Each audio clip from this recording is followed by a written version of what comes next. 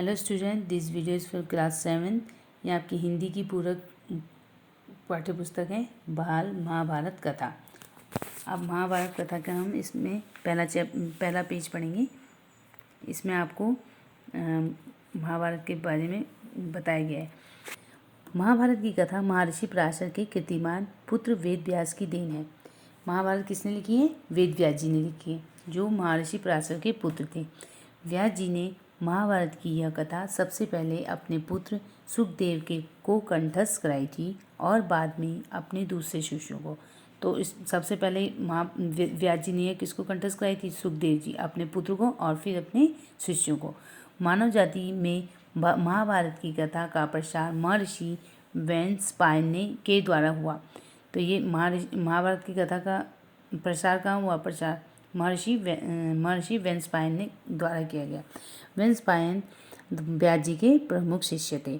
ऐसा माना जाता है कि महाराजा परीक्षित के पुत्र जन्मेजय ने एक बड़ा यज्ञ किया। इस महायज्ञ में सुप्रसिद्ध पौराणिक सूत जी भी मौजूद थे। इस महायज्ञ में कौन थे? सुप्रसिद्ध पौराणिक सूत जी भी मौजूद थे। सूत जी ने समस्त ऋषियों की एक सभा बुलाई। उन्होंने सूत जी ने क्या करा? सभी ऋषि मुनियों की एक सभा बुलाई, जिसमें महर्षि शौनक थे उस सभा के अध्यक्ष हुए। सूत जी ने ऋषियों की सभा में महाभारत की कथा प्रारंभ की। तो उन्होंने उसमें जो सभा बुलाई उसमें महाभारत की कथा सुनाई। महाराजा शांतनु के बाद उनके पुत्र चित्रांगद हस्तिनापुर की गद्दी पर बैठा। कौन थे? शांतनु के पुत्र चित्रांगद, और जिनकी अकाल मृत्यु हो जाने के कारण उनके छोटे भाई विचित्रवीर्य को राजा बनाया गया। उनके दो पुत्र हुए। विचित्रवीर्य के कितने पुत्र थे? दो पुत्र थे, एक धृतराष्ट्र और पांडु। ठीक है। तो बड़े बेटे धृतराष्ट्र जन्म से ही क्या थे? अंधे थे। धृतराष्ट्र क्या थे? अंधे थे, और इसलिए उस समय की नीति के अनुसार पांडु को गद्दी पर बैठाया गया। पांडु ने कई वर्षों तक राज्य किया। उनकी दो रानियां थी, कुंती और माद्री। पांडु की दो पत्नियां थी, कुंती और माद्री। कुछ समय राज्य करने के बाद पांडु अपने किसी अपराध के प्रायश्चित के लिए तपस्या करने जंगल में गए। उनकी दोनों रानी भी उनके साथ हो गई। वनवास के समय कुंती और माद्री ने 5 पांडवों को जन्म दिया। कुछ समय बाद पांडु की मृत्यु हो गई। 5 अनाथ बच्चों को वन के ऋषि मुनियों ने पालन पोषण किया और पढ़ाया लिखाया। जब युधिष्ठिर 16 वर्ष के हुए तो ऋषियों ने 5 कुमारों को हस्तिनापुर ले जाकर पितामह भीष्म को सौंप दिया। जब वो युधिष्ठिर 16 साल के हो गए थे तो ऋषि मुनियों ने क्या उन 5 भाइयों को क्या करा? हस्तिनापुर ले जाकर पितामह भीष्म को सौंप दिया। 5 पांडव बुद्धि से तेज और शरीर से बली थे। उनकी प्रखर बुद्धि और मधुर स्वभाव ने सबको मोह लिया था। यह देखकर धृतराष्ट्र के पुत्र कौरव उनसे जलने लगे और उन्होंने पांडवों को तरह तरह के कष्ट पहुंचाना शुरू किया। दिन पर दिन कौरवों और पांडवों के बीच वैर भाव बढ़ता गया। अंत में पितामह भीष्म ने दोनों को किसी तरह समझा, उनके बीच में संधि कराई। भीष्म के अनुसार कुरु राज्य के 2 हिस्से किए गए। जो कुरु राज्य था उनके 2 हिस्से कर दिए। कौरव हस्तिनापुर में राज करने लगे और पांडवों को अलग से राज्य दे दिए गए, जो आगे चलकर क्या बना? इंद्रप्रस्थ के नाम से मशहूर हुआ। जो पांडवों के पास था जिस राज्य में, तो वो क्या हुआ? इंद्रप्रस्थ के नाम से प्रसिद्ध हुआ। इस प्रकार कुछ दिन शांति रही। उन दिनों राजा लोगों ने चौसर खेलने का आम रिवाज था। राज्य तक की बाजियां लगा दी जाती थी। इस रिवाज के मुताबिक एक बार पांडवों और कौरवों ने चौपड़ खेला, जिस कौरवों की तरफ से कुटिल शकुनी खेला। शकुनी कौन था? दुर्योधन का मामा। तो कुटिल था ना, मतलब षड्यंत्र था। तो शकुनी ने चौपड़ खेला। उसने युधिष्ठिर को हरा दिया और फलस्वरूप पांडवों का राज्य छीन लिया गया। 13 वर्ष का वनवास भोगना पड़ा उन्हें। उसमें एक शर्त यह भी थी कि 12 वर्ष के वनवास के बाद 1 वर्ष क्या किया जाए? अज्ञातवास करना होगा। उन्हें 12 वर्ष के वनवास के बाद 1 वर्ष अज्ञातवास करना होगा। उसके बाद उनका राज्य उन्हें लौटा दिया जाएगा। द्रौपदी के साथ 5 पांडवों 12 वर्ष वनवास और 1 वर्ष अज्ञातवास में बिताकर वापस लौटे, पर लालची दुर्योधन ने लिया हुआ राज्य वापस करने से क्या कर दिया? इनकार कर दिया। अंत में उन्होंने क्या करना पड़ा? पांडवों ने अपने राज्य के लिए उन्हें लड़ना पड़ा। युद्ध में सारे कौरव मारे गए और पांडव उस विशाल साम्राज्य के स्वामी हो गए।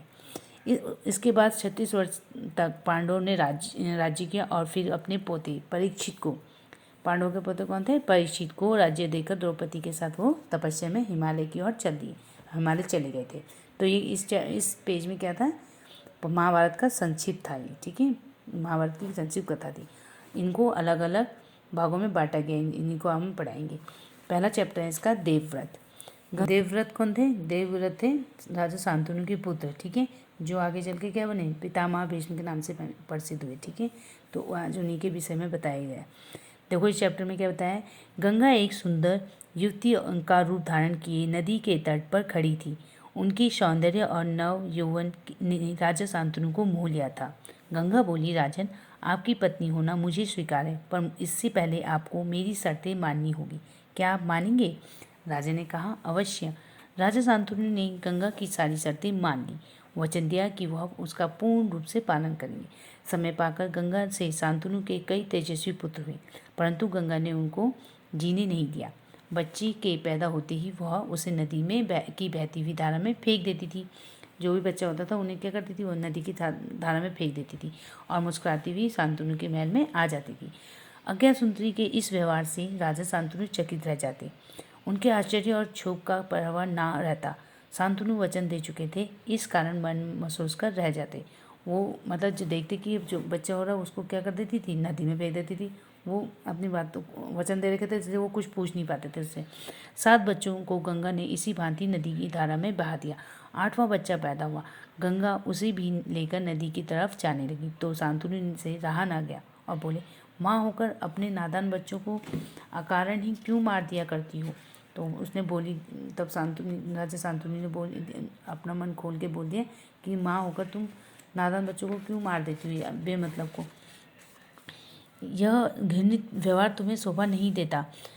राजा की बात सुनकर गंगा मन ही मन मुस्कुराई, परंतु क्रोध का अभिनय करती हुई बोली, राजन, क्या आप अपना वचन भूल गए हैं? मालूम होता है कि आपको पुत्र से ही मतलब है, मुझसे नहीं। आपको मेरी क्या परवाह है? ठीक है, पर शर्त के अनुसार मैं नहीं ठहर सकती।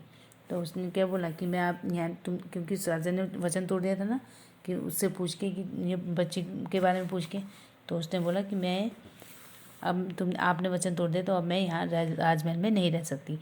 हाँ, आपके इस पुत्र को मैं नदी में नहीं फेंकूंगी। इस अंतिम बालक को मैं कुछ दिन पालूंगी और फिर पुरस्कार के रूप में आपको सौंप दूंगी। यह कहकर गंगा बच्चे को लेकर साथ लेकर चली गई। यही बच्चा आगे चलकर भीष्म पितामह के नाम से विख्यात हुआ। यही बच्चा क्या हुआ? भीष्म पितामह के नाम से विख्यात हुआ। गंगा के चले जाने से राजा शांतनु का मन विरक्त हो गया। उन्होंने भोग विलास से जी हटा लिया और राजकाज में मन लगाने लगे। एक दिन राजा शिकार खेलते खेलते गंगा के तट पर चले गए तो देखा किनारे पर खड़ा एक सुंदर और गठीला युवक गंगा की बहती हुई धारा पर बाण चला रहा था। बाणों की बौछार से गंगा की प्रचंड धारा एकदम रुकी हुई थी। यह दृश्य देखकर शांतनु दंग रह गए। इतने में ही राजा के सामने स्वयं गंगा आकर उपस्थित हो गई। गंगा ने युवक को अपने पास बुलाया और राजा से बोली, राजन, पहचाना मुझे और इस युवक को? यही आपका और मेरा 8वां पुत्र है, देवव्रत है। तो उसका शांतनु और गंगा का 8वां पुत्र कौन था? देवव्रत, जिसको क्या कहा गया? जिन्हें भीष्म के पितामह के नाम से प्रसिद्धि मिली। यही आपका महर्षि वशिष्ठ ने इसे शिक्षा दी है। शास्त्र ज्ञान में शुक्राचार्य और रण कौशल में परशुराम ही इसका मुकाबला कर सकते हैं। रण कौशल में परशुराम ही क्या है? जो परशुराम के बराबर होंगे वो ही उसका मुकाबला कर सकते हैं। यह जितना कुशल योद्धा है उतना ही चतुर राजनीतिज्ञ भी है। आपका पुत्र मैं आपको सौंप रही हूँ। तो गंगा ने कहा, यह पुत्र मैंने आपको सौंप रही हूँ, आपका पुत्र, अब ले जाइए इसे अपने साथ। अब इसको अपने साथ ले जाइए। गंगा ने देवव्रत को माथा चूमा और आशीर्वाद देकर राजा के साथ उसे विदा कर दिया। और उसने राजा को क्या करा? वो देवव्रत को सौंप के उसे विदा कर दिया। तो ठीक है, तो इसी के साथ ये चैप्टर यहीं पे खत्म होता है। देवव्रत चैप्टर यहीं पे खत्म होता है। Thank you. अगर आपको वीडियो अच्छी लगी तो वीडियो लाइक करें, शेयर करें और चैनल को